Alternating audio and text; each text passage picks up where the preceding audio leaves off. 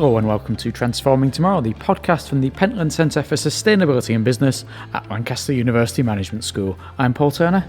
And I'm Professor Jan Bevington. It's the moment you've been waiting for, Jan. We're on a farm. I'm so happy. There was a spring in your step as we got out of the car and walked towards the barn, and it feels like you're at home almost. Well, I was raised on a sheep farm, so sheep are my first love.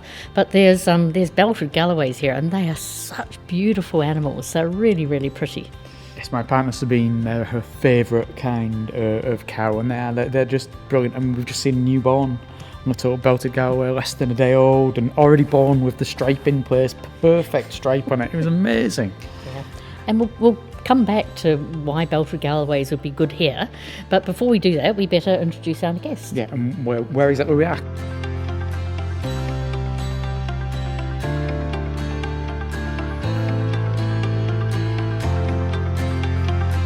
Because today we're at Hodge Hill Farm, which is on Cartmel Fell. That's on the southern peninsulas of Cumbria. It's not that far from Grange over Sands, about a little bit less than 10 miles, I would say, as the crow flies from Grange over Sands, right on the edge of the Lake District itself. And we're here with Fiona Daley, who, along with her husband Dave, run the farm here. Hello, Fiona. Hello. You'll remember, Fiona, of the Lake District Farmers Network, and you've been playing a role in the knowledge transfer partnership that we have going on between Lancaster University and the Lake District Farmers, which is what we're doing the mini-series on at the minute. So it's great to be here on your farm. First of all, can you just tell us a little bit about yourself and how you came to be living and working here at Hodge Hill? Yes, so hello and welcome. Yes, nice to see you here today. Dave and I bought this farm about 30 years ago, and for the last 7 years we've been running it on a regenerative basis, which means it's a very low impact or low input system. We're working with nature. We're using Belted Galloways. They're outwintered all year, and they actually help to improve the land, naturally fertilise it. And the end product is a high quality beef, which we're delighted to be working with Lake District farmers to sell and market our beef. Can you tell us a little bit about yourself and your own background then, how you came to be a farmer? Well, it's really down to Dave. When he came out of the army, what he really wanted to do was to farm. His grandfather had been a farmer and he'd heard a lot about it as a child. So we were lucky enough to be able to move ourselves from Manchester, bought a working farm in the Lake District. I've had to carry on working to support the farm. I'm an accountant, so that's helped. Yeah. Did you know this, Jan? Maybe. And it's quite handy, really, because there's a lot of paperwork involved in farming. And so I think I've got the skills to do that, but I do have to put my wellies on and get dirty sometimes as well. And was it purely this was the farm that was available when you chose to start farming, or was there a particular reason you wanted to come to this part of South Cumbria?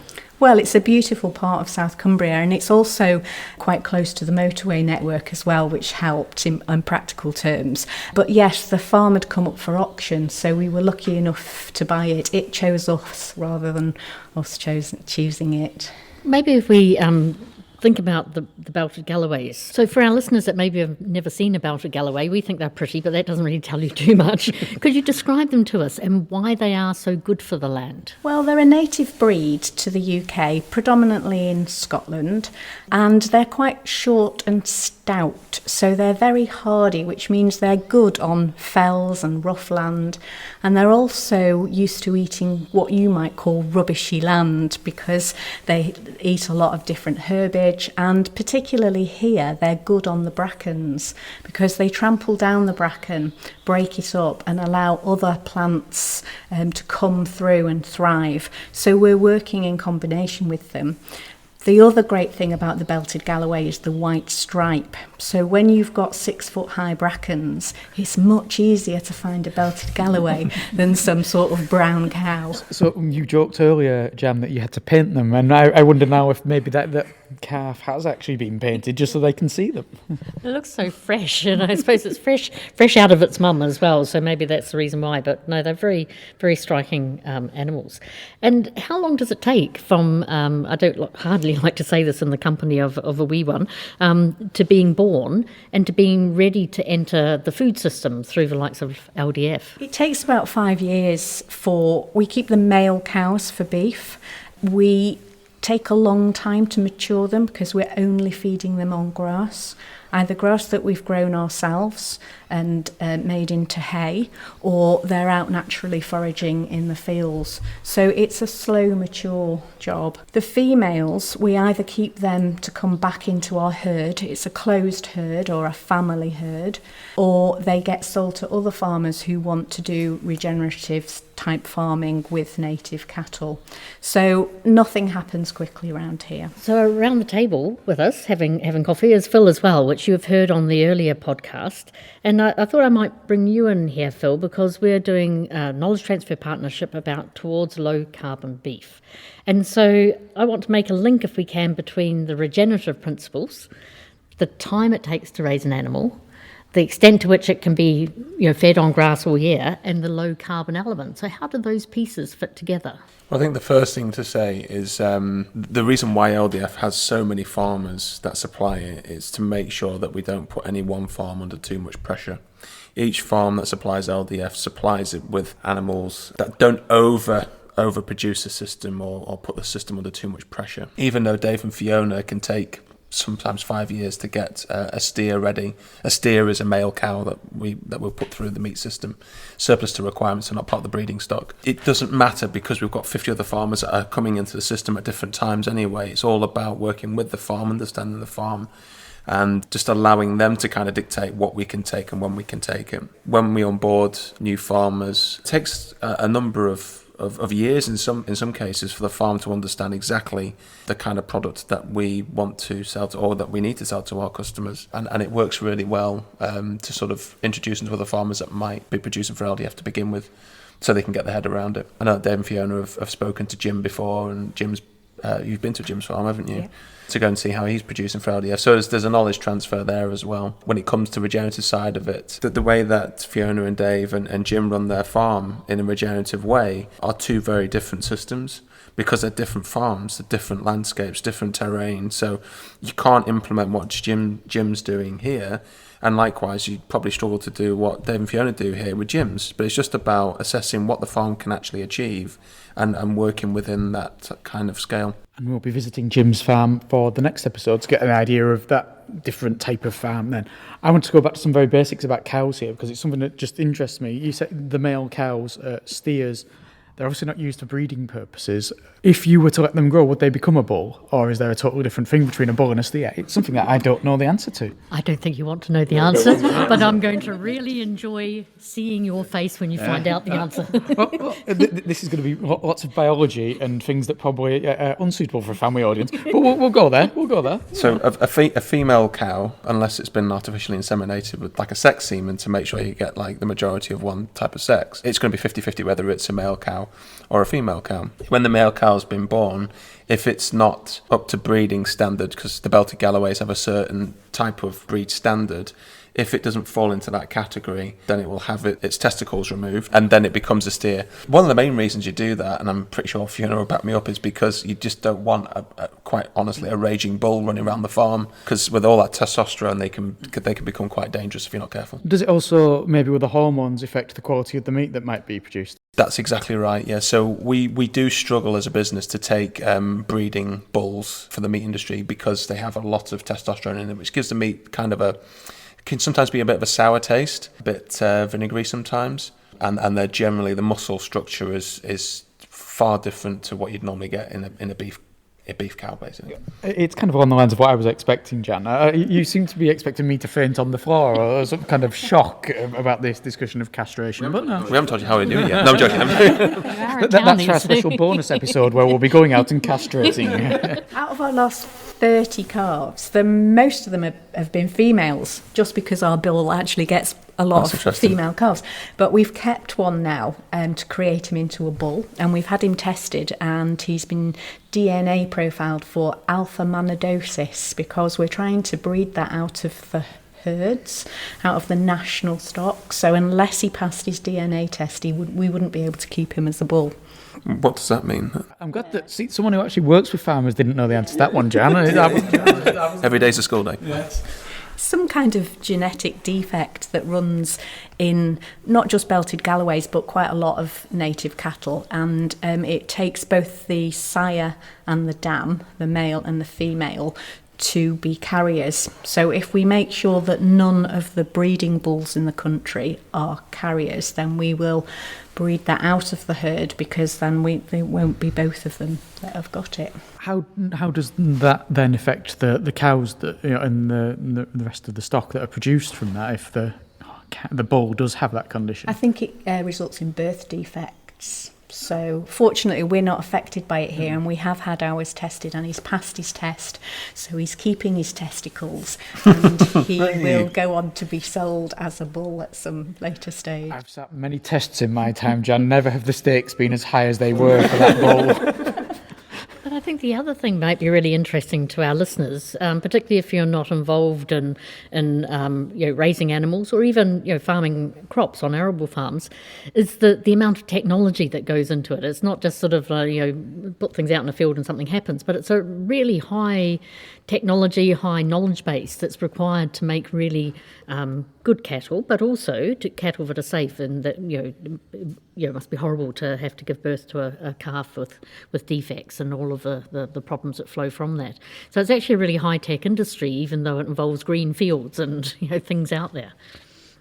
Does it make your cattle more valuable when it comes to selling them on, knowing that you don't have that strain within all of your breeding stock? Yes, it does. And we also do something here called high health herd. So actually we've booked the testing for a couple of weeks, and all our cattle get an annual blood test. So we test them for transmissible diseases such as Johne's, bovine viral diarrhea, all lepto, all sorts of things. So it's like Bupa for cows. And so when we do take them to market as a breeding animal, then they are worth more because of that. But also it means that we are not likely to suffer as many vet interventions, because we know they're a healthy herd. One of the other elements that I'd be really keen to hear from you about is with regard to environmental sustainability, but particularly biodiversity. So we sort of talked a wee bit about the carbon and the low inputs resulting in lower carbon beef, but you were telling us that there's a tawny owl hiding somewhere in this barn, which we haven't managed to either see or hear, but also you've got wrens, but then also there'll be, I'm sure, other things floating around the farm that are quite special. Yes, we've got some special butterflies. We've got the high brown fritillary, which live on the violets, and actually the cattle are helping the high browns, because as the cattle break up the bracken litter, it allows the violets to poke through because they need the sunlight, and that is the main food source for the high brown fritillary. We're hoping that we've also got Duke of Burgundy, because they live on the primroses, and we've got absolute carpets of primroses here as well. In terms of bird life and what have you, really need to speak to Dave, but just in that bit of scrub outside the barn there, we've got red-legged partridge, we've got hares, we've got all sorts of things that we probably don't even know about living in there. And we were so excited this morning because we've seen our first early purple orchid there today.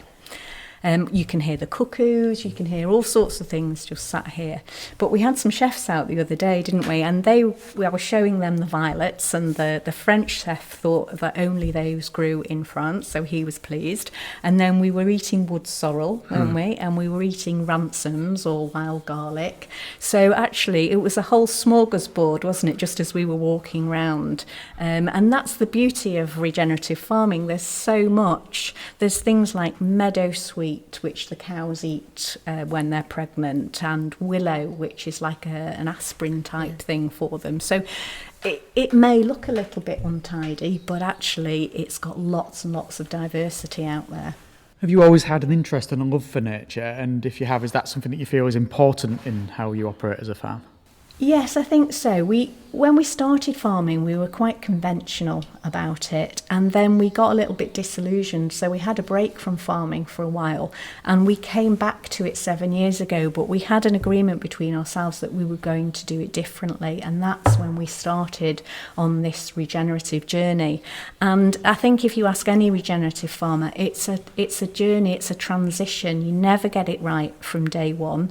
You have to wean yourself off some of the practices that you've grown up or you've learned, things like just worming everything whether they need it or not, or doing spot on fly killer or what have you, and finding different ways of helping the cattle to be healthy through working with nature rather than resorting to expensive chemicals and what have you. Feel more connected to nature and the environment around here as a result of farming like this? Absolutely, yeah. It's an absolute joy to come out and spend time with the cattle and just commune with them and just see what's poking up through the ground, like the orchids, for example. And this might be a typical question for an accountant. so these are fabulous outcomes.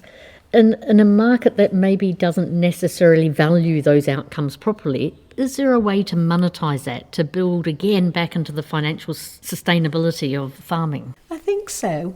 For us, it is more profitable to take this approach because we are not having to spend money on fertilisers. And I think actually the economic crisis has played into that because the price of fertilisers has gone through the roof, but we haven't relied on that for 7 years. Our input costs are much lower. So yes, we have fewer animals to sell because we have a lower stocking density, but we make more out of individual cattle and we have less input costs.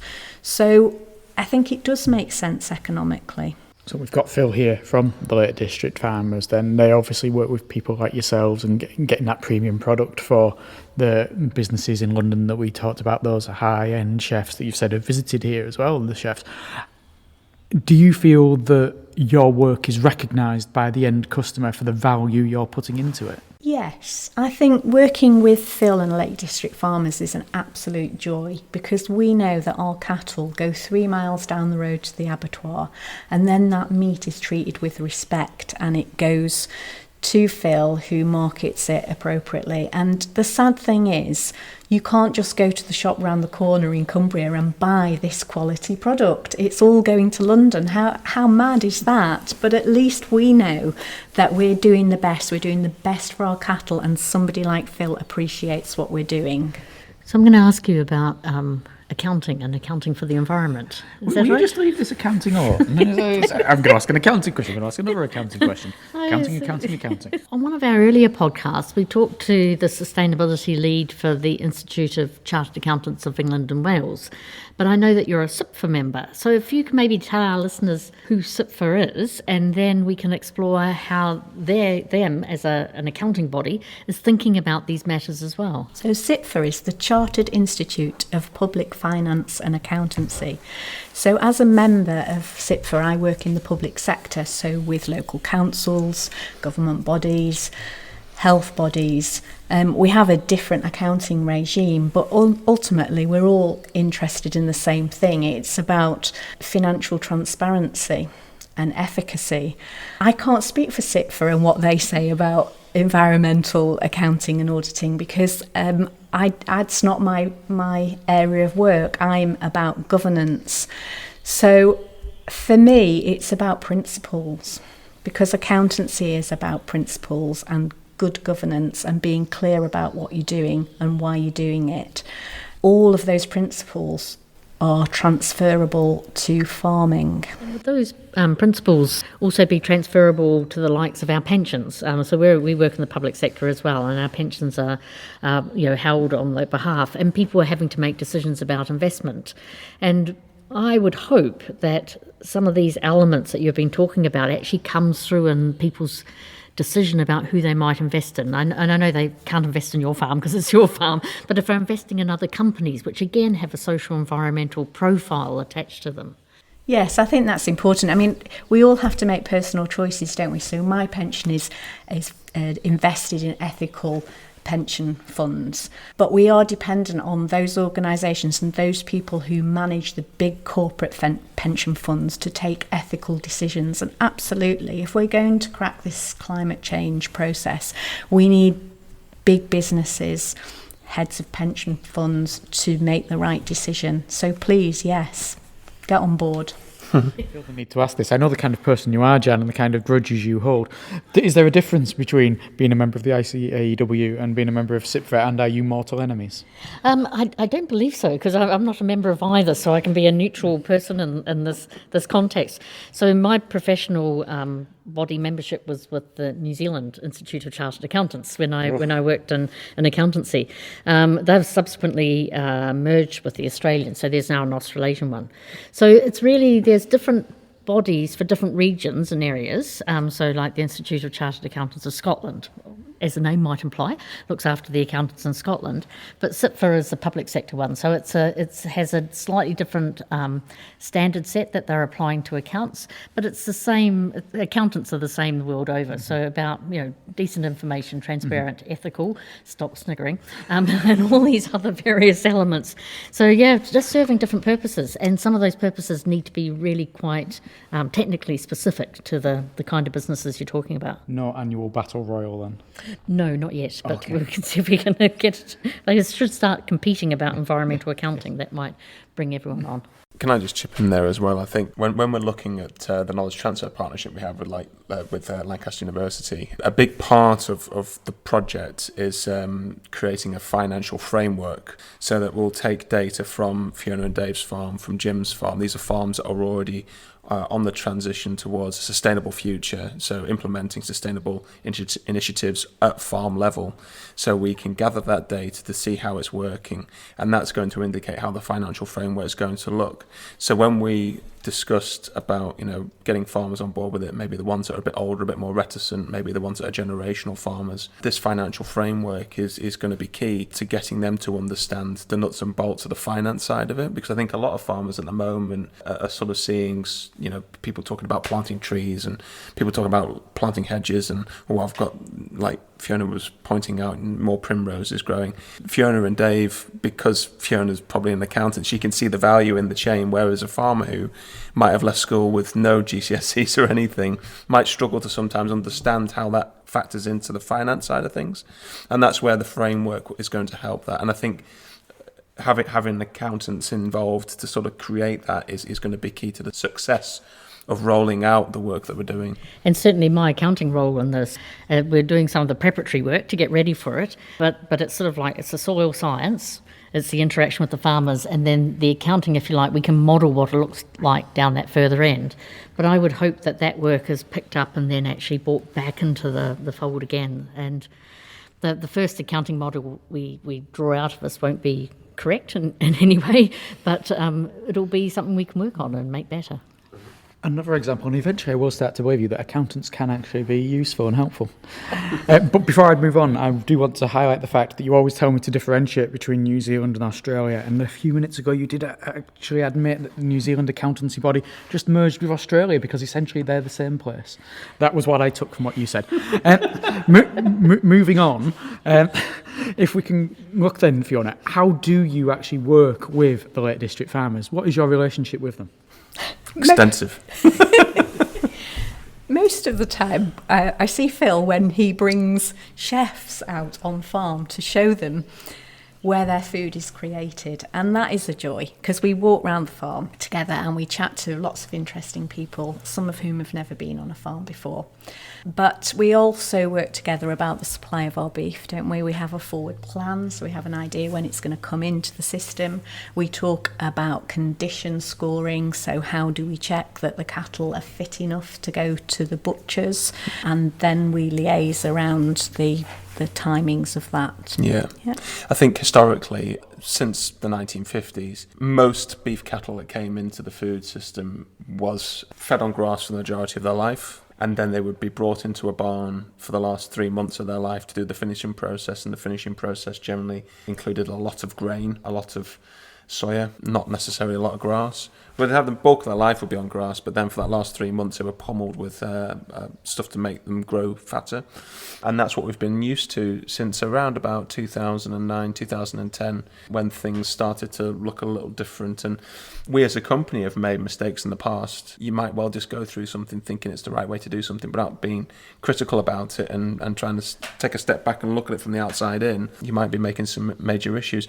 And what we've realised is that you can actually produce cattle and sheep solely on grass but we do it in a methodical manner. So we're working with farmers like Dave and Fiona so that we're learning as much as they're learning. It's about getting through this idea of you don't just have to shove your cattle into a shed and feed them on grain for 3 months. It can be done differently. And this is one of the model farms that we use. I've learned huge amounts from Dave and Fiona over the last year or so of getting to know them. I mean, it's ideal because LDF is just round the corner, so I do hammer them a lot because they're on my doorstep. But Or is it because I make good coffee? And she make cracking coffee. Yeah. I was just going to mention about Pasture for Life. That is a great organisation. So it's a group of farmers who follow these principles. We only grass feed. Jim's a member. We're scattered far and wide, but through WhatsApp, which is brilliant, we can share information. We talk quite a lot. If you've got a problem, you can go to the group. It's an absolutely fantastic organisation. It's supported by the Lake District National Park through FIPL funding at the moment. And you come along on the farm walks, don't you? Yeah, we've had meetings with people like Jimmy Woodrow, who are the CEO, to try and understand what it is that they want so that we can factor in. Because I think what's happened in the past is that I think a lot of the farmers were getting on board with Pasture for Life and they were putting their animals through the system, and it could be on the leaner side. It's a bit of an issue for us because we have dry aging chillers. If you put meat in there that doesn't have a good fat coverage on it, it can jerky the meat to take it down to a very dry, stringy product. So we need that fat coverage. So again, it's about us learning from them and them learning from us at the same time. And also I see Pasture for Life as some kind of mental health charity as well, because this transition that we're talking about, it's tough. Every decision you make on the farm, you have to say to yourself, is this the right decision? So for example, the other day I went to buy salt licks, so mineral licks that the cattle need pre-calving, and when the grass is growing they need magnesium licks. And traditionally we've bought lick buckets that have got molasses in it, but the new Pasture for Life rules are that you can't have more than 40% molasses. So when I went to the shops or the farm merchants recently, I had to sort of look at the content of the bucket much more carefully than I have in the past. So we've had to completely change the product that we've bought. Now it's more expensive, but actually when you sit back and look at it, you think that is a much better product for these cattle than what we've been using traditionally. We know that we're going to learn a lot from your farm and from your knowledge and the Knowledge Transfer Partnership. What do you hope you'll get back from us as we take that data and work with yourself and with Lake District farmers to try to make sense of it? What would be your dream data or the dream information? Because we can make it. You say it and we will try to make it for you. I would like you to demonstrate that this way of farming that's much gentler on the planet is actually economic. We can make it work. Because we've had this drive for efficiency in farming for so long now post-war, and it has been a model that served us quite well, but actually in my mind it's gone too far. We're using the land too heavily, and if you can show in figures that a more caring, more environmentally responsible approach stacks up economically, then I think you will have done a great job. I suppose associated with that as well, because then there's your financials and any other farmer financials, but then there's also what we call externalities. So these are usually costs that are generated from an activity which is borne by somebody other than the person who's undertaken the activity. So I would hazard a guess, and we could work it out because there are methodologies to do it. The externalities profile will be different. So the financial returns for the whole system will have less cost in them because the farming is more regenerative, doesn't produce spillover effects that are negative. And so I know that we've had some questions on the podcast on, to explain externalities and how they work in more detail. So certainly for our listeners, we've got a Q&A podcast coming up by the end of this year's series to actually look at externalities, because I agree. I hope that we can show how your financials are affected, but everyone else's financials are affected as well by that spillover. Yeah, so examples of that would be reducing the runoff into the rivers, because that's somebody else's cost to clean that up, or the flooding that results as a result of that, and that's an insurance company, which we all have to pay for in the end. But that would be an example for me. Or the use of black plastic. So whilst we used black plastic to wrap our hay last year because it was so wet, our intention is not to do that because once you start putting the plastic wrap on the bales, then that's got to be disposed of. And we just need less use of plastic in the world. So you've been doing this kind of farming for 7 years now, regenerative farming. Look another 7 years down the line, what would you like to think of this farm would look like? Well, we'd be retired. So for that, you wouldn't be here. But for the people who were here, what would it look like for them if they were carrying on regenerative farming? The system would be in balance. So it would be less hard work. At the moment, Dave, you've just seen him go out with his tool to stab thistles, so it's all hand done round here. So I'd like it for him to be able to just walk out and see the results of his hard work and not have to be putting in as many hours that he does.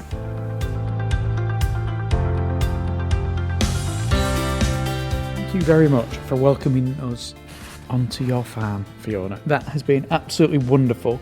I'm sure we're going to stay around for a tiny bit longer because I think Jan wants to see every cow that you have. I don't know how long that will take, but we'll stay for as long as we can. But that's been a really fascinating conversation. Thank you. Thank you. Next time, Jan, we're going to be on another farm. We're going to be talking to Jim, who we've already discussed a few times in this podcast and previous podcasts. He's up at Orton, which is near T-Bay, Penrith on the eastern side of Cumbria, and discovering another slightly different way of farming on a different scale. Look forward to that, and we'll pick up some of the themes that we've spoken about today with Fiona and also elaborate them in a different place, because place matters. It does indeed. And as someone who is now in the same council area in Barrow as they are in T-Bay, even though it's on an entirely different place, the value of place within place. Yes, because Cumbria is such a big place and there are so many different aspects to it. Well, until next time then, I'm Paul Turner. And I'm Professor Jan Bevington.